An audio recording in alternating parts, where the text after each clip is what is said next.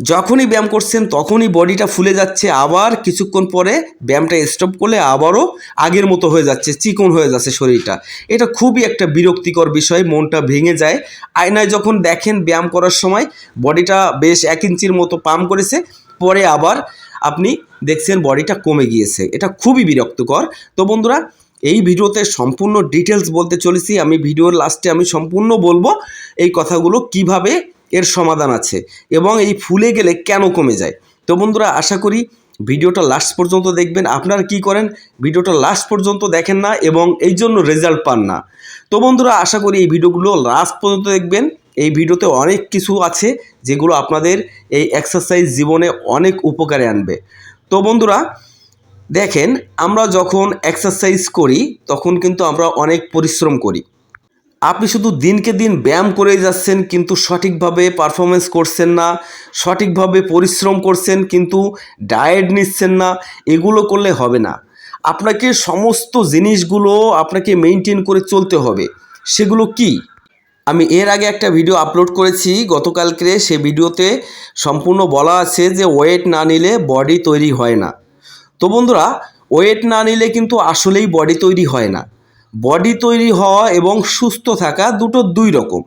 সুস্থ থাকা যায় স্বাভাবিকভাবে, ফ্রি হ্যান্ডস করলেও কিন্তু সুস্থ থাকা যায়, কিন্তু মাসুল গ্রোথের ক্ষেত্রে সম্পূর্ণ ডিফারেন্স একটা বিষয় কাজ করে, যেটা হচ্ছে হয়তোবা আপনি স্টেরয়েড নেবেন, না হলে আপনি হেভি ওয়েট নিয়ে ট্রেনিং করে আপনার বডিটা গ্রোথ করবেন। তবে আমি এখানে বলবো স্টেরয়েড খুবই সাইড ইফেক্ট একটা জিনিস, এটা কিন্তু কখনো ভুলেও করতে যাবেন না। যারা স্টেরয়েড নিয়ে ব্যায়াম করেছে, বডি বানিয়েছে, তাদের শরীরের অবস্থা কিন্তু খুবই ভয়াবহ পর্যায়ে গেছে। এটা করবেন না, আপনি ন্যাচারালভাবে ফিট থাকার চেষ্টা করবেন। আমি ধাপে ধাপে কথাগুলো বলবো, সম্পূর্ণ কথাগুলো শুনবেন, অনেক উপকারে আসবে। দেখেন, আমি ওয়েটের কথা বলি। ফ্রি হ্যান্ডস করলে বডি কেন বাড়ে না এবং ওয়েটটা নিলে কেন বডি দ্রুত বাড়ে। তো বন্ধুরা, যেহেতু আগে একটা ভিডিওতে আমি কথা বলেছি, তারপরও একটু টাচ দিব, অনেকে হয়তো ওই ভিডিওটা দেখতে পারিনি। তো বন্ধুরা দেখেন, ওয়েটটা বেশি নিলে আমাদের মাসল ফাইবারগুলো বেশি ভাঙে।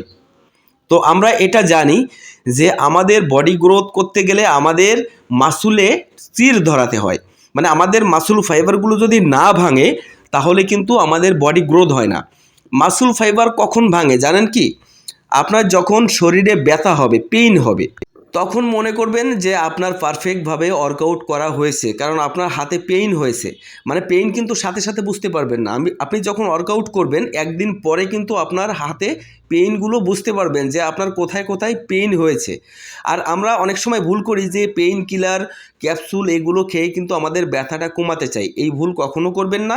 আপনি ন্যাচারালভাবে আপনি এক্সারসাইজ করতে করতে এই ব্যথাটা সেরে যাবে। আবার দেখেন, একটা বিষয় আছে, আপনি আজকে 10 কেজি দিয়ে ওয়েটে ব্যায়াম করছেন, আপনার পরের দিন হাতে ব্যথা হয়েছে কিংবা 1 সপ্তাহ ব্যথা থেকে যাবে, কিন্তু পরের সপ্তাহে গিয়ে আপনার আর ব্যথা হচ্ছে না। এখানে কিন্তু আরেকটা বিষয় আছে, পরের সপ্তাহে গিয়ে কিন্তু আপনাকে আবার শরীরে ব্যথা বানাতে হবে, আর একটু ওয়েট দিতে হবে, না হলে কিন্তু আবার ব্যথা কমে যাবে, ব্যথা হবে না। মানে আপনাকে একটা জিনিস ফলো করতে হবে যে আপনি প্রতি সপ্তাহে আপনার ওই মাসলগুলোতে ব্যথা বানাবেন। এই ব্যথা যখন বানাবেন তখন কিন্তু আপনি বুঝতে পারবেন যে আপনার শরীর গ্রোথ শুরু হয়েছে। আবার শুধু ব্যথা বানালে হবে না, এখানে কিন্তু আপনার রেস্টের দরকার আছে। আপনার হজমটা ঠিক মতো হচ্ছে কি না, আপনার শরীরে যদি হজম শক্তি ঠিক মতো না হয় তাহলে কিন্তু আপনার বডি গ্রোথ হবে না।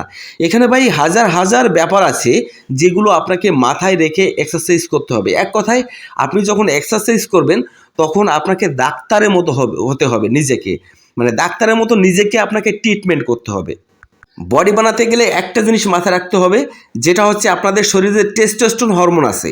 এই টেস্টোস্টেরন হরমোনটাকে বেশি থেকে বেশি বাড়ানোর চেষ্টা করতে হবে আপনাদের শরীরের ভিতরে, তাহলে দেখবেন দ্রুতভাবে আপনার শরীরটা গ্রোথ হতে শুরু করেছে।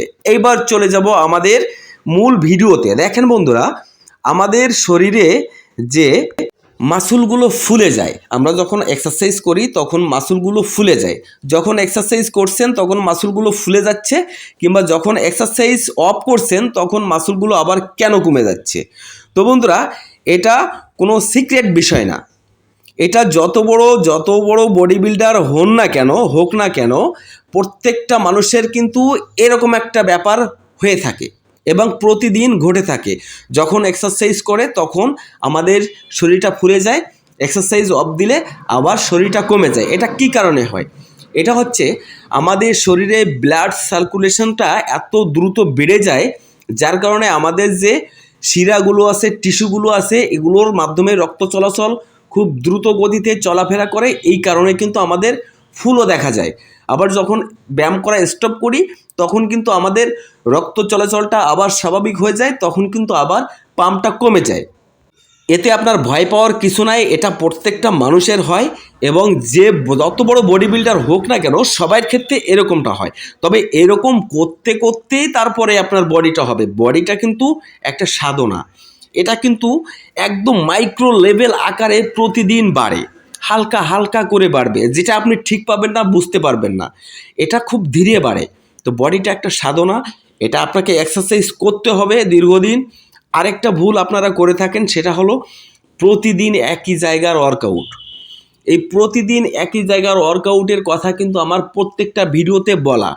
এর কারণ হচ্ছে প্রতিদিন একই জায়গার ওয়ার্কআউট করলে আপনার কখনো বডি গ্রোথ হবে না। আপনি যদি সত্যি বডি গ্রোথ করতে চান তাহলে কিন্তু আপনাকে ওয়ার্কআউট এবং ডায়েট এর ভিতরে কিন্তু আপনাকে ডিফারেন্স আনতে হবে, না হলে কিন্তু আপনার বডি হবে না। যেমন ধরেন আজকে ট্রাইসেপের ওয়ার্কআউট করছেন, পরের দিন গিয়ে কিন্তু আপনাকে ট্রাইসেপের ওয়ার্কআউট কখনো করা যাবে না। মানে ওই মাসুলটাকে রিকভারি হওয়ার জন্য আপনাকে বেটারভাবে রেস্ট দিতে হবে। বড় মাসুলের জন্য 72 ঘন্টা 48 ঘন্টা এবং ছোট মাসুলের জন্য 24 থেকে 36 ঘন্টা, এটা আপনাকে রেস্ট দিতেই হবে। না দিলে কিন্তু মাসুল রিকভারি কখনো সম্ভব না। অনেকে আমাদের দেশে এখনও অনেক লোক আছে যে এক্সারসাইজ করেই যাচ্ছে 5 বছর ধরে, বডির কোনো চেঞ্জ নাই। এই চেঞ্জটা নাই শুধুমাত্র এই কারণে যে তার মাসুলগুলো রিকভারি হওয়ার টাইম দেয় না, দিনে অন্তত 5 বার এক্সারসাইজ করে। এই ভুলগুলো যারা যারা করে তাদের বডিটা দেখবেন শুকিয়ে গিয়েছে, বডির কোনো পাম্প নাই, বডির কোনো গ্রোথ মানে সিস্টেম নাই, এগুলো নষ্ট হয়ে গেছে। তো ভয় নাই, যাদের এই সমস্যা হয়েছে তাদের জন্য আবারও আমি একটা ভিডিও আনবো এবং তাদের ভয় পাওয়ার কোনো কারণ নাই। বডি কখনো ওইভাবে নষ্ট হয় না, বডির সেলগুলো আবার জাগ্রত হয়। সিস্টেমে যদি ব্যায়াম করেন, সিস্টেমের ভিতর দিয়ে ব্যায়াম করলে ওই যে মাসুল গ্রোথগুলো থেমে গেছে এগুলো কিন্তু আবারও সিস্টেম অনুযায়ী ব্যায়াম করলে আবার ঠিক হয়ে যাবে। অনেকের আছে যে আপনি 1 বছর এক্সারসাইজ করেছেন টানা, আবার 1 বছর গ্যাপ দিয়েছেন, বডিটা আবার শুকিয়ে গেছে। দেখেন বন্ধুরা, আমাদের মাসুল মেমোরি, আমাদের শরীরের যে মাসুল মেমোরিগুলো কিন্তু গ্যাপ থেকে যায়, মানে গ্যাপ কিন্তু আবার দ্রুতভাবে পূরণ হয়ে যায়। আপনি 1 বছর ওয়ার্কআউট করেননি, তাতে কি হয়েছে? আপনি 1 বছর ওয়ার্কআউট করে যে বডিটা গ্রোথ করেছিলেন ওই বডিটা আপনি 15 দিনে আবার রিকভার করতে পারবেন। আমাদের মাসুল মেমোরিগুলো এরকম, আপনি যখন 1 বছর টানা ব্যায়াম করেছেন তখন আবার স্টপ করে দিয়েছেন 6 মাস, আবার যদি আপনি স্টার্ট করেন ব্যায়ামে তা 15 দিনের ভিতরে সেই 1 বছরের রেজাল্টটা আপনি পেয়ে যাবেন। এটা একটা মজার বিষয়, এটা অনেকে জানে না। এই জন্য ভাই বলছি, ব্যায়াম করেন, সুস্থ থাকুন এবং মানুষকে সুস্থ হওয়ার টিপস দিন, আর ফাটিয়ে ওয়ার্কআউট করুন। ভিডিওটা ভালো লাগলে চ্যানেলটা একদমই সাবস্ক্রাইব করতে ভুলবেন না কিন্তু, আর ওয়েট করুন পরের ভিডিওর জন্য। ধন্যবাদ সবাইকে।